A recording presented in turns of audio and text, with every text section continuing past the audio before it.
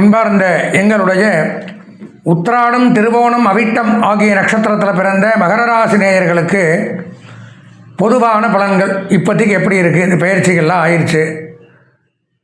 குரு பயிற்சி ஆயிடுச்சு, சனி பயிற்சி ஆயிடுச்சு, ராகு பயிற்சி ஆயிடுச்சு. சரி, இப்போ எல்லாம் ஆகி ஒரு நடுத்தரமான ஒரு சூழ்நிலையில் இருக்கும். இப்போ எப்படித்தான் போயின்னு இருக்கு. சில பேர் நல்லது சொன்னாங்க, சில பேர் கெட்டது சொன்னாங்க. ஏன்னா அனுபவிக்கிறவங்களுக்கு தான் அதனுடைய பலாபலன்கள் தெரிஞ்சுக்க முடியும். அப்போது எப்படி இருக்கும் அப்படிங்கிறத பற்றி தான் பார்க்குறோம். சனி பகவான் அப்படின்னு எடுத்துட்டால் ராசிநாதன் மிகச் சிறப்பான இடத்துல இவ்வளோ நாளாக 7.5 சனியில் போட்டு வாட்டி வதக்கி இருந்தார். இப்போ தான் 7.5 சனியை விட்டு வெளியில் வந்திருக்கீங்க. அது ஒன்றே போகிறோம். பெரிய ஒரு குகைக்குள்ள இருந்து தப்பிச்சு ஓடி வந்த மாதிரி கடந்த 7.5 வருஷமாக உங்கள் ராசிநாதன் சனி இருந்தாலும் 7.5 சனி காலகட்டத்தில் ஒரு பெரிய நீங்க முடியாத ஒரு அவமானத்தை கொடுத்துருவார். வாழ்க்கை பூரா மறக்க முடியாத ஒரு அவமானம் நீங்காது.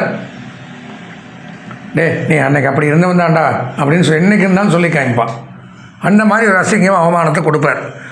அப்படி இருந்தும் இப்பொழுது உங்கள் ராசிநாதன் 3ஆம் இடம் சொல்லக்கூடிய நன்மையை பயக்கக்கூடிய இடத்துக்கு வந்திருக்கார். மிகச்சிறப்பு. வீடு கண்டிப்பாக வாங்கியே தீரணும். மகர ராசிக்காரங்க 2 வருஷத்துக்குள்ளே கண்டிப்பாக சொந்த வீடு வாங்கியே தீரணும்.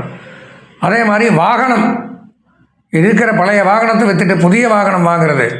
இந்த வாகனமே இல்லைன்னா வாகனத்தை வாங்கக்கூடிய அமைப்பு இதை வாங்கலாம். இருக்கிற கடன் தொல்லை, அங்கே வச்சுருக்கேன் நகை, எங்கே வச்சுருக்கேன் பத்திரத்தனமான வச்சுருக்கேன், இவங்ககிட்ட வாங்கியிருக்கேன் அவங்ககிட்ட வாங்கியிருக்கேன்னு புலம்புவாங்க.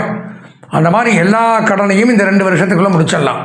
நீங்கள் கடன் கொடுக்கக்கூடிய அளவுக்கு வரலாம். அப்படி அபரிமிதமான யோகம். பேச்சுவார்த்தையில் திறமை. நீங்கள் பேசினாலே மற்றவன் மயங்கிடுவான். இவனுக்கு கொடுக்கலாமா வேண்டாமா?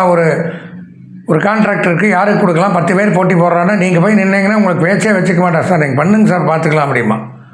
அந்த மாதிரி அமைப்பு. தொழிலில் எதிர்பாராத வருமானங்கள், முன்னேற்றங்கள் இப்படியெல்லாம் கொடுக்குறாரு.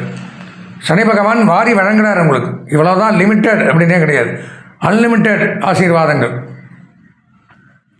குரு பகவானும் கடந்த ஆண்டு சிறப்பாக இருந்தார். 5ஆம் இடத்துல பூர்வ புண்ணியஸ்தானத்தில் இருந்து வாரிசுகளை கொடுத்தாரு. வீடு மனை வாகனத்தை கொடுத்தாரு. பொன்பொருள் ஆடை ஆபரணத்தை கொடுத்தாரு. தகப்பனார் வழி சொத்துக்களை கொடுத்தாரு. திருமண பிராப்தி, வம்சவருத்தி, இந்த மாதிரி பலவிதமான யோகத்தை கொடுத்துட்டு இருந்தார். இப்போ பார்த்தீங்கன்னா குரு பகவான் 6ஆம் இடத்துல போய் மறைஞ்சு போயிட்டார். குடத்துக்குள்ள ஒரு விளக்கு மாதிரி. குரு பார்க்கக்கூடிய நன்மை, குரு பகவான் மறைந்து போயிட்டதுனால நன்மைகள் இல்லை. ரிணம், ரோகம், சத்ரு, எதிரிகளால் தொல்லைகளை கொடுப்பார்கள். ரோகம், உடல்நலக் கோளாறுகள் ஏற்படும். கடன் தொல்லைகள் அப்படிங்கிறதையும் குரு ஏற்படுத்துகிறார். என்னடா சனி கொடுக்குறார், குரு கெடுக்கிறார், எதை நம்புறதுங்கிற கேள்வி வரலாம். ராகு பகவான் அப்படின்னு பார்த்தீங்கன்னா உங்களுக்கு 2ஆம் இடத்துல இருக்கார். குடும்பஸ்தானம், வாக்குஸ்தானம், தனஸ்தானம்.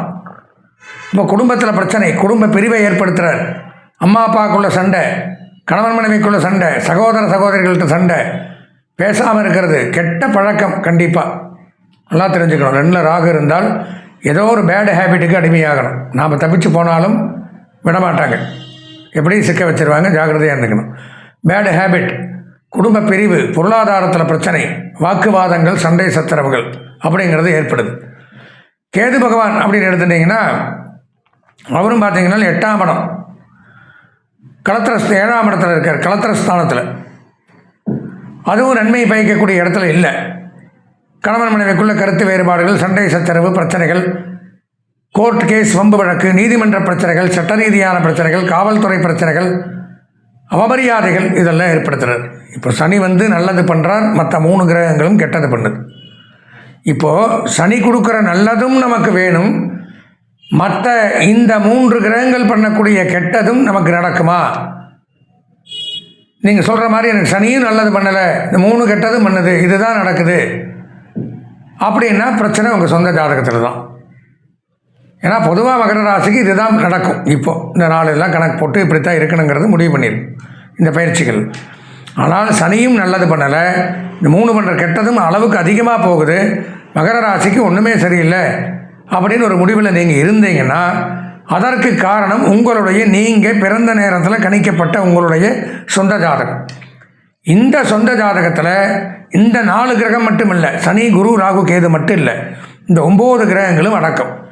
9 கிரகங்களும் ஏதாவது பிரச்சனைகளை செய்தால் நமக்கு வெளியிலிருந்து பண்ணக்கூடிய நல்ல கிரகங்கள் பெயர்ச்சிகள் மூலமாக நல்லது பண்ணக்கூடிய கிரகங்களும் நல்லது பண்ணாது. அந்த பலனை நம்ம அனுபவிக்க முடியாது.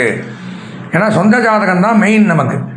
அதில் நட்சத்திர பலன், ராசி பலன், லக்ன பலன், தசாபுத்தி பலன்கள், மற்ற இந்த பயிற்சி பலன்கள் இதெல்லாம் கணித்து பார்த்தால்தான் எதனால் நமக்கு மட்டும் நன்மை நடக்கலை, நாம் கஷ்டப்படுறோங்கிறத தெரிஞ்சுக்க முடியும். சொந்த ஜாதகத்தை பார்க்கணும், பார்த்தா தான் தெரியும். பார்த்தா இதனால் பிரச்சனைங்கிறத கண்டுபிடிக்கிறோம். கண்டுபிடிச்சோம்னால்தான் அதற்கு என்ன தீர்வு பரிகாரங்கிறதையும் பண்ண முடியும். இப்போ உங்கள் ஜாதகத்தில் என்ன பிரச்சனை, இப்போ நான் ராகு, குரு, கேது அப்படிங்கிறவங்க நன்மை பண்ணலை, சொந்த ஜாதகத்துலேயும் நன்மை பண்ணலை அப்படிங்கிறத கண்டுபிடிச்சிட்டேன். அதற்கு இப்போ ஒரு பரிகாரத்தை சொல்கிறேன். அப்போது இந்த பரிகாரத்தை நீங்கள் முழுமையாக நம்பி முழுசாக செய்யணும். இந்த பரிகாரத்தை வாழ்க்கையில் ஒரு தடவை இந்த பண்ணிட்டீங்கன்னா, நான் சொன்ன மாதிரி இந்த 9 கிரகத்தினால் ஏற்பட பிரச்சனைகளும், லக்ன பலன், லக்ன தோஷம், ராசி தோஷம், நட்சத்திர தோஷம், தசாபுத்தியினால் பிரச்சனை, வேறு ஏதாவது தோஷங்கள் ஜாதகத்தில் இருந்தாலும் அதிலிருந்து முழுமையாக வெளியில் வந்துடலாம். அப்படி என்ன பரிகாரம் அப்படின்னு பார்த்தீங்கன்னா, யந்திர ராஜாய வித்மகே யந்திர ரூபாய திமகே தன்னோ யந்திர பிரச்சோதயாத் அப்படின்னு பேர். யந்திரம் அப்படின்னாலே பார்த்தீங்கன்னா இழுத்து நன்மையை கொடுக்கக்கூடியது. அதாவது யஹா திராதி, திரம்னா மந்திரத்திலேருந்து பாதி வர்றது யந்திரம். மனசா திராயதீதி மந்திரம், புரிஞ்சுதுங்களா? மனசில் நினச்சி எழுதுறது தான் யந்திரம். என்ன யந்திரம்னு பார்த்தீங்கன்னா, யந்திரத்தை 3 விதமாக பண்ணலாம்.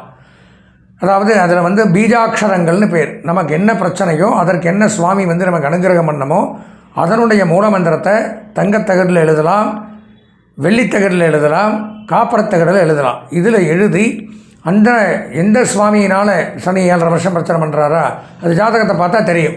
ராகு கேது பிரச்சனையா, வேறு கிரகங்கள்னால பிரச்சனையா, இந்த கடன் தொல்லையாக இருக்குது, திருமணத்தில் தொல்லையா, உத்தியோகத்தில் தொல்லையா, கணவன் மனைவிக்குள்ள தொல்லையா அப்படிங்கிறதெல்லாம் ஜாதகத்தை பார்த்து கண்டுபிடிச்சிட்டோம்னா அதற்குண்டான, எப்படி நம்ம கும்பாபிஷேகத்தில் பார்த்துருப்பீங்க, சுவாமிக்கு அடியில் காப்பரத்தகடு தான் வைப்போம்.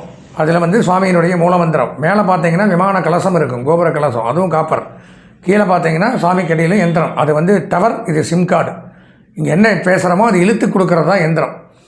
யந்திரம் எடுத்துன்னா விநாயகருக்கு விநாயகருடைய மந்திரத்தை எழுதுகிறோம், விநாயகர் வந்துடுறார். சிவன்னா சிவனுக்கு உண்டான அந்த மாதிரி நமக்கு என்ன தோஷமோ அதை நிவர்த்தி ஆகிறதுக்காக வேண்டி அதனுடைய மந்திரங்களில் உங்களுக்கு என்ன பிரச்சனையோ அதை நான் மனசில் சங்கல்பம் பண்ணி தியானம் பண்ணி ஒரு 12 நாள் கால் மண்டலம் பூஜையில் வச்சு 108 தடவை டெய்லி ஜபம் பண்ணி உருவேற்றி அந்த மூல மந்திரத்தை, உங்களுக்கு ஒரு பிரச்சனை சுதர்சன மந்திரம், உங்கள் சுதர்சன எந்திரம் வைக்கிறேன்னா அவருடைய மந்திரம் ஓம் க்ளீம் சகஸ்ரார ஹும்பன் நமஹ சுதர்சனாஜ வித்மகே மகாஜ்வாலாஜ தீமகே தன்னோ சக்கர பிரஜோதயாத், இந்த மாதிரி மந்திரங்களை 108 தடவை உருவேற்றி எந்திரத்தில் சாநித்தியம் பண்ணி இந்த பிரச்சனை இவருக்கு நிவர்த்தியாகணும் அப்படிங்கிறத பூஜை பண்ணி அந்த எந்திரத்தை உங்களுக்கு கொடுக்கும் பொழுது அந்த எந்திரத்தை கேடயமாக நம்ம பாக்கெட்லேயே வச்சுக்கலாம்.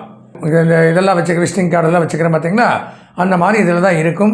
அதை வச்சுன்னு தைரியமாக நீங்கள் எந்த இடத்துக்கு போனாலும் உங்களை வெறுக்கிறவங்க கூட உங்களை பார்த்து வாங்கன்னு பெயரத்துக்கு மட்டும் வசீகரத்து, ஜன வசீகரம், தன வசீகரம் ரெண்டையும் கொடுக்கும். அதனுடைய மாற்றங்கள் நிறைய பேர் அனுபவிச்சிருக்காங்க. நிறையா காரியங்கள் நிறைய பேருக்கு சித்தியாக இருக்குது. இந்த எந்திரம் எளிமையான பரிகாரம். பெரிய யாகங்கள் பூஜைகள் இதெல்லாம் பண்ணோம்னா 40,000, 50,000, 60,000, 1 லட்ச ரூபா வரைக்கும் செலவாகும். இது அவ்வளோவுள்ள ஆகாது. அதனால் இது சொந்த ஜாதகத்தை பார்த்து நமக்கு என்ன எந்திரம் தேவையோ அதை செலக்ட் பண்ணி நம்ம பாக்கெட்டில் வச்சுட்டு அல்லது பூஜை அறையிலையும் வச்சுட்டு பண்ணிட்டு வர வர உங்களுக்கே போக போக ஒரு மண்டலத்துக்குள்ளேயே ஒரு மாற்றங்கள் அப்படிங்கிறது கண்டிப்பாக தெரியும். வரக்கூடிய காலங்களில் எந்த தோஷங்களும் இல்லாமல் நல்லபடியாக சந்தோஷமாக நீண்ட ஆயுளோட நிறை செல்வத்தோட வாழ்வாங்கு வாழணும் அப்படின்னு பிரார்த்தனை பண்ணி கேட்டுண்டு விடைபெறுகிறேன். நன்றி, வணக்கம்.